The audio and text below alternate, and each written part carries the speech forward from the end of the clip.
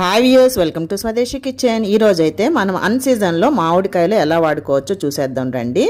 మంచి మామిడికాయలు తెచ్చుకోండి, చక్కగా నీళ్ళల్లో వేసి నానబెట్టి కడుక్కొని ఇలా చెక్కు తీసుకొని మంచిగా ముక్కలు కట్ చేసుకోండి. మీకు కావాల్సిన సైజులో ముక్కలు కట్ చేసుకొని వాటిలో మనం ఒక హాఫ్ కేజీ ముక్కలకి ఒక హాఫ్ కప్పు సాల్ట్, ఒక హాఫ్ టేబుల్ స్పూన్ పసుపు వేసి ముక్కలన్నిటికీ బాగా కలిసేటట్టు కలుపుకోండి.